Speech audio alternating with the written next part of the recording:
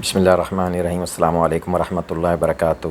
Doctor Nadeem Azhar, family physician and diabetologist. امید ہے آپ سب لوگ خیریت سے ہوں گے. آج کا ویلاگ ایک بہت امپورٹنٹ جسم کی ایک حالت ہے جس کو ہم انسولین ریزسٹنس کہتے ہیں. یہ انسولین ریزسٹنس جسم میں یا ہماری باڈی میں کئی ایسے امراض کا باعث بنتا ہے جن کو ہم کرونک ڈیزیز کہتے ہیں یا لائف لانگ ڈیزیز کہتے ہیں. بڑی جان لیوا امراض اس میں شامل ہیں.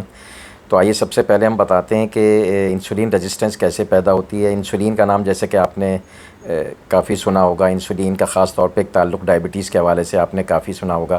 انسولین جسم کا ایک بہت ہی اہم اینابولک ہارمون ہے. اینابولک ہارمون ایسے ہارمون کو کہتے ہیں جو جسم کی تعمیر اور ترقی میں کام کرتا ہے. تو انسولین ایک بہت اہم ہارمون ہے جو ہمارے جسم میں پینکریاز لبلبا اس سے خارج ہوتا ہے اور جسم کے کئی اہم کام انجام دیتا ہے. سب سے پہلے تو آپ نے ڈائبٹیز کے حوالے سے سنا ہوگا کہ اگر جسم میں انسولین نہیں ہوتی یا کمی ہوتی ہے تو اس سے ڈائبٹیز ہو جاتی ہے. تو انسولین کا کام یہ ہے کہ جسم میں موجود یعنی بلڈ میں موجود شوگر کو اس کو جسم کے مختلف سیلز یعنی ان کے جو خلیے ہیں ان تک پہنچاتا ہے تاکہ وہ اس کو انرجی میں چینج کرتے ہم جس سے ہم جسم کے مختلف کام انجام دیتے ہیں. اچھا، انسولین ایک اور جو اس کا کام ہے وہ جسم میں فیٹس کے میٹابولزم کو برقرار رکھنا. یعنی کہ اگر جسم میں فیٹ سیلز کہلاتے ہیں، یہ اگر انسولین کی کمی ہوتی ہے یہ فیٹ سیلز فیٹی ایسڈ میں چینج ہو جاتے ہیں اور جس سے ہمارے جسم میں یا خون میں چکنائی بڑھ جاتی ہے جو کہ مختلف امراض قلب اور دیگر فالج وغیرہ کے اٹیک کا باعث بنتی ہے. اسی طرح انسولین جو ہے یہ جگر، جیسا کہ آپ نے لیور کا نام سنا ہوگا. لیور میں یہ جو ہماری ایکسیس گلوکوز یعنی کہ جو ایکسٹرا گلوکوز ہوتا ہے خون میں شامل، اس کو وہاں پہ اسٹور کر دیتا ہے گلائکوجن کے طور پہ. تو یہ گلائکوجن جب کبھی ہم ایسا ہوتا ہے کہ ہم فاسٹنگ کی حالت میں روزے کی حالت میں ہوتے ہیں تو ہمیں تھوڑی بہت انرجی اسی سے ہمیں وہ پرووائڈ کرتا ہے. تو اگر انسولین کی کمی ہوتی ہے تو یہ ایکسٹرا جو گلوکوز ہے وہ گلائکوجن میں تبدیل نہیں ہو پاتی، تو جس سے شوگر بڑھنے کا بھی چانس ہوتا ہے.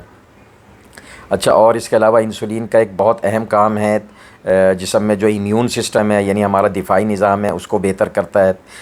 یعنی دفاعی نظام آپ کو پتہ ہے انفیکشن کے خلاف یا کسی بھی بیماری کے خلاف یہ ایک بہت اہم کام ہوتا ہے امیون سسٹم کا. تو اس کی پروموٹ کرتا ہے، اس کو کنسٹرکٹ کرتا ہے، اس کی تعمیر میں حصہ لیتا ہے. اسی طرح جسم کی جو مختلف ہڈیوں اور مسلز اور ان میں جو ان کے سیلز کو بنانے میں اس کا جنریشن میں اس کا بہت بڑا کردار ہے. اچھا، اس کے علاوہ انسولین جو ہے ہمارے جسم کے نمکیات کو بھی ریگولیٹ کرتا ہے، جیسے پوٹیشیم، سوڈیم وغیرہ ان کو بھی ریگولیٹ کرتا ہے. اسی طرح انسولین جو ہے ہمارے جو بھی کوئی سوزش ہوتی ہے یعنی کوئی تکلیف ایسی ہوتی ہے ان سوزش سے بھی بچاتا ہے. یعنی انسولین اگر نارمل لیول میں ہوتا ہے تو یہ انسولین انفلیمیشن کو یا سوزش سے بھی بچا کے رکھتا ہے. تو انسولین کے یہ چند بہت اہم افعال ہیں، بہت اہم کام ہیں. تو اگر انسولین کی کمی ہوتی ہے یا انسولین کے عمل کے خلاف کوئی بھی ایسا کام ہوتا ہے جس سے انسولین کو کام کرنے میں رکاوٹ ہوتی ہے تو اس سے بہت سے ایسے امراض جنم لیتے ہیں جن کو ہم پھر انسولین ریزسٹنس کے وجہ سے پیدا ہونے والے امراض کہلاتے ہیں. اچھا، جسم میں انسولین کا ایک اہم کام جو ہے وہ ہمارے دماغ میں ایک انسولین ریسیپٹرز ہوتے ہیں. ان انسولین ریسیپٹرز کی وجہ سے جو ہمارے یادداشت کا نظام ہے وہ برقرار رہتا ہے. تو اگر انسولین ریسیپٹرز میں یہ انسولین اپنا کام نہیں کرتی تو ہماری باڈی کے کوگنیٹیو فنکشن جس سے ہم یادداشت برقرار رہتی ہے، جس سے ہم یاد رکھتے ہیں، وہ بھی متاثر ہو جاتے ہیں. تو انسولین کا ایک کام یہ بھی ہے کہ انسولین ریسیپٹرز جو دماغ میں ہوتے ہیں ان کی وجہ سے یادداشت کے نظام کو بھی برقرار رکھتا ہے. انسولین کے خلاف مزاحمت یا انسولین ریزسٹنس آپ جسم کی اس حالت کو سمجھ لیں یا وہ ایک مرض ہے جس کے اندر انسولین تو ہمارے جسم میں موجود ہوتی ہے لیکن وہ اپنا کام صحیح نہیں کر پاتی. یعنی اس کے خلاف ایک ایسی مزاحمت یا ریزسٹنس پیدا ہو جاتی ہے جس کی وجہ سے انسولین اپنے کام نہیں کر پاتی. اور انسولین کی یہی ریزسٹنس جو ہے جو بہت سارے ایسے امراض ہیں جن کا باعث بنتی ہے.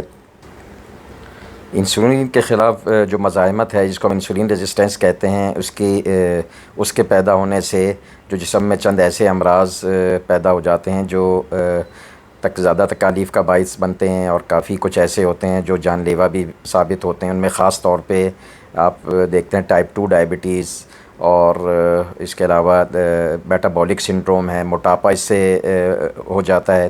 اس کے علاوہ عورتوں میں پولیسسٹک اووری سنڈروم جس کو ہم PCOS کہتے ہیں وہ بھی ہو جاتے ہیں۔ اس کے علاوہ اگر اس میں چکنائی اس میں مستقل انسولین ریزسٹنس برقرار رہے تو جگر پہ چکنائی بھی پیدا ہو جاتی ہے۔ انسولین ریزسٹنس یا انسولین خلاف مزاحمت سے جسم میں کچھ سرطان ہونے کے امکانات میں بھی اضافہ ہو جاتا ہے، جن میں خاص طور پہ ایسے سرطان جس کو چھاتی کا یا بڑی آنت کا سرطان کہتے ہیں، یہ بھی ان کے امکانات بڑھ جاتے ہیں۔ اس کے علاوہ لبلبے کا کینسر ہے، اس میں بھی اضافہ ہو جاتا ہے اس کے امکانات میں۔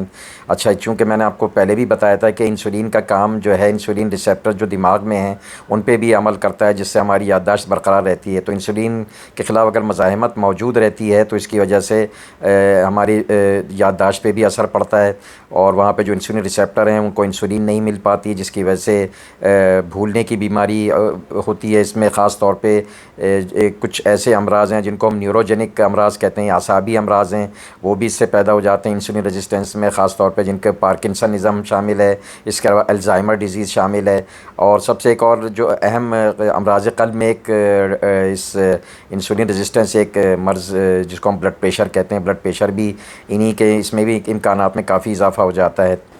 آج کی ویڈیو میں نے آپ کو تفصیل سے انسولین جو ہمارے باڈی میں جو کام کرتی ہے اور جو اس کے اثرات ہوتے ہیں اس کے متعلق تفصیل سے بتایا، اور اس کے علاوہ آپ کو انسولین کے بارے میں جو انسولین کی کمی ہوتی ہے یا انسولین کے خلاف مزاحمت ہوتی ہے، اس کے جو باڈی میں اثرات ہوتے ہیں جسم میں، کیا کیا بیماریاں اس سے جنم لیتی ہیں، تو ان کے بارے میں آپ کو تفصیل سے بتایا۔ انشاءاللہ پھر آپ ہماری نیکسٹ ویڈیو میں آپ اس انسولین کے خلاف مزاحمت کی جو حالت ہوتی ہے جسم میں، یعنی اس بیماری کو، اس سے کیسے اس کو بچایا جائے، اور اس کا اگر موجود ہے تو اس کا علاج کیسے کیا جائے، تو انشاءاللہ نیکسٹ ویڈیو میں آپ تفصیل سے ہمارا ویلاگ دیکھیے گا۔